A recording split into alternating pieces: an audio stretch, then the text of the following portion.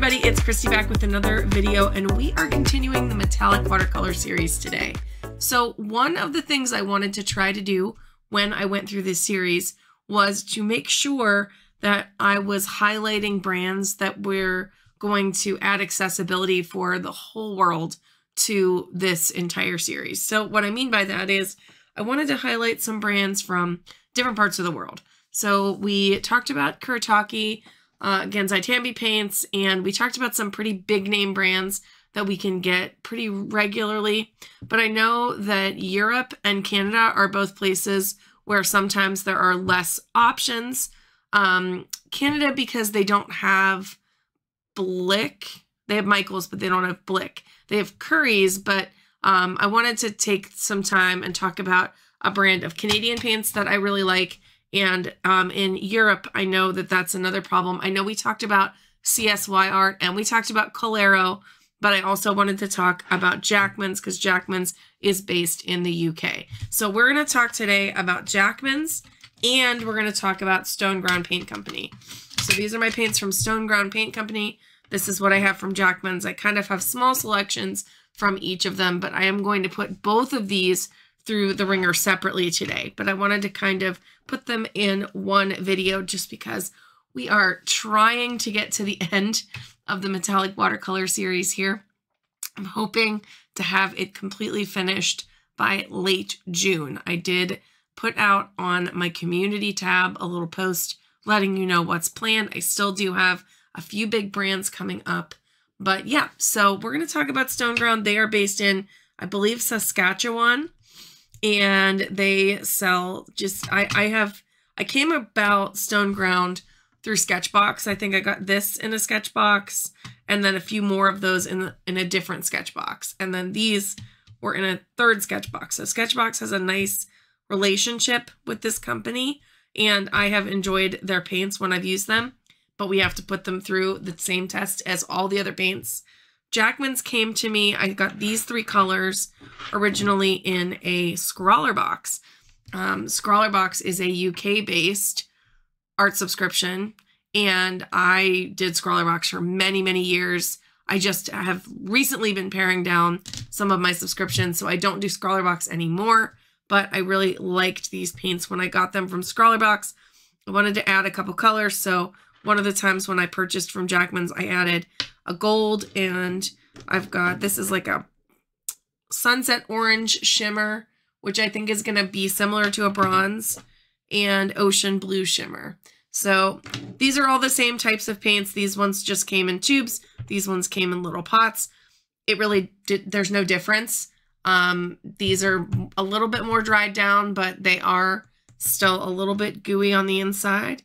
And yeah, we're just going to go ahead and we are going to get to swatching. So I'm going to do two different swatches, two different comparisons. So you'll see all of that when we get back.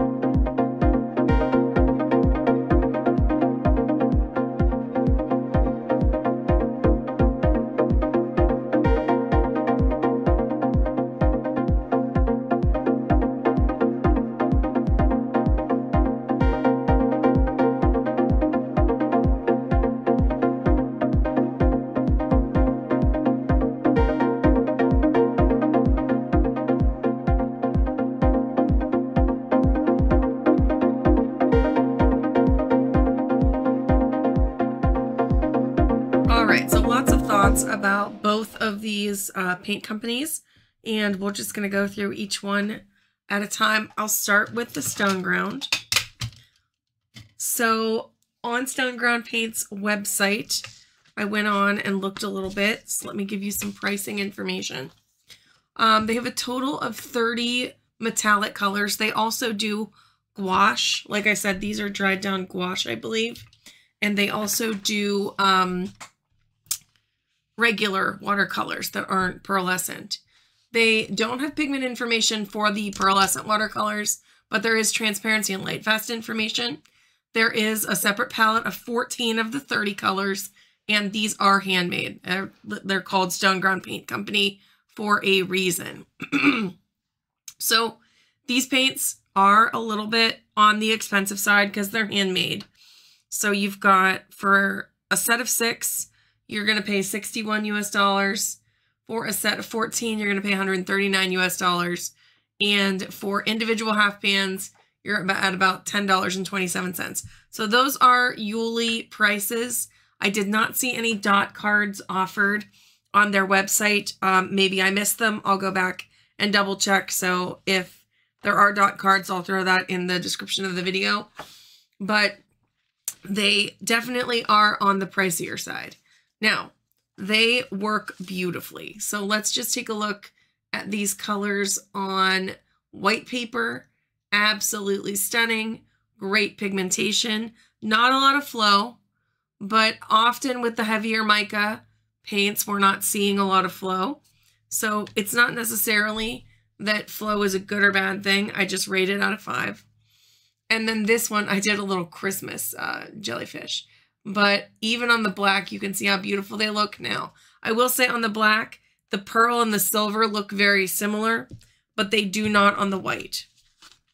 So that's just a general statement that on the white paper, they look very different. On the black paper, they look very similar, but that's a pretty standard thing for mica paints.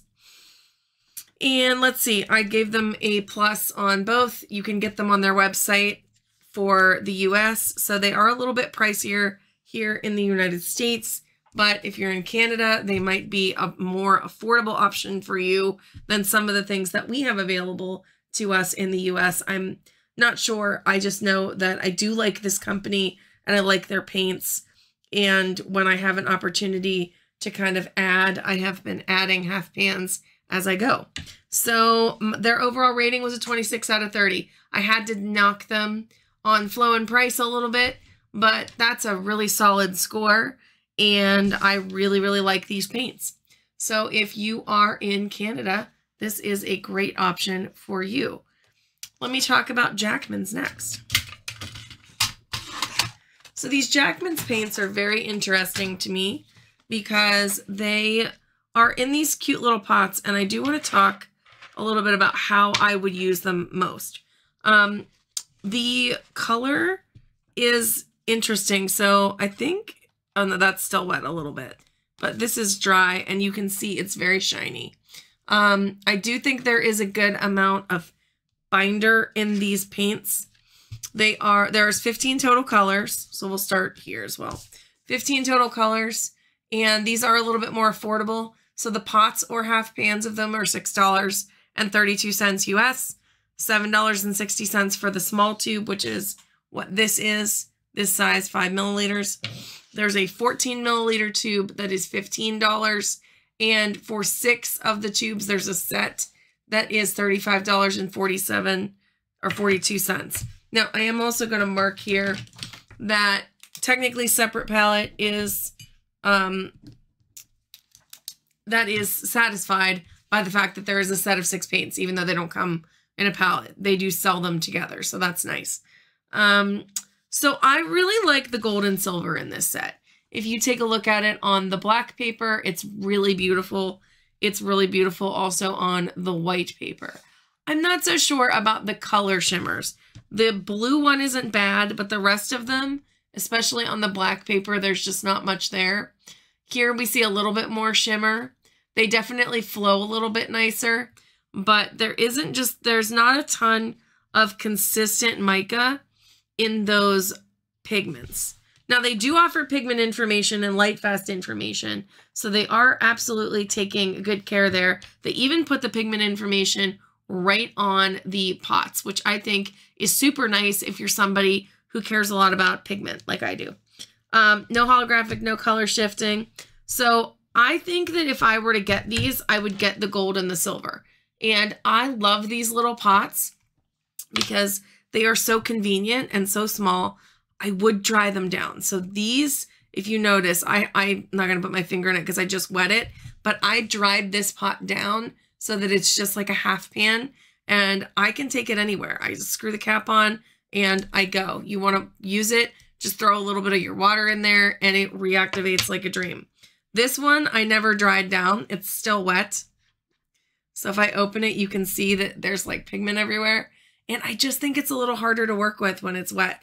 I actually think these work really well dried down. So I'm going to dry this one down as well. And these are probably going to live in one of my plein air kits because they're just so convenient in this format. So if I were going to buy from them, this would be what I would buy. I also have some regular paint from them that I really like in my handmade watercolor palette.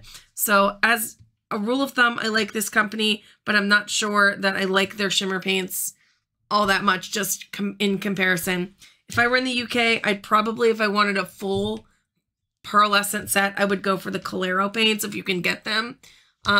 If you're in the UK, you'll have to tell me what you use. But for the gold and silver, these are definitely worth it, and they're very affordable. So these are each about $6, and you can also get them as a half pan. So if you wanted 2 half pans, you could get those as well. But I think this is a whole lot of paint for like $6 a piece. So that's to keep in mind. They came in at a score of 23 out of 30, which overall puts them towards the bottom of the middle of the pack. But I think that the gold and silver alone are very worth it. And I'm definitely going to enter these, oops, I'm dropping things, in my gold and silver only test when I do that later on after everything. And that'll be added to the metallic watercolor series playlist. So definitely going to test these. And yeah, that is Jackman's and Stoneground. And I just wanted to take some time to look at some smaller companies that are a little bit more international. And hopefully you found that really useful information. Do you have any paint from either of these? Did you get the colors in Sketchbox or Scrawlrbox? And what were your thoughts on these paint companies? I would love to know all of that in the comments below. And that's going to be it for me today. I hope that this inspires you to get out some paints you haven't played with in a while and have some fun today. And we'll see you in the next video. Bye for now.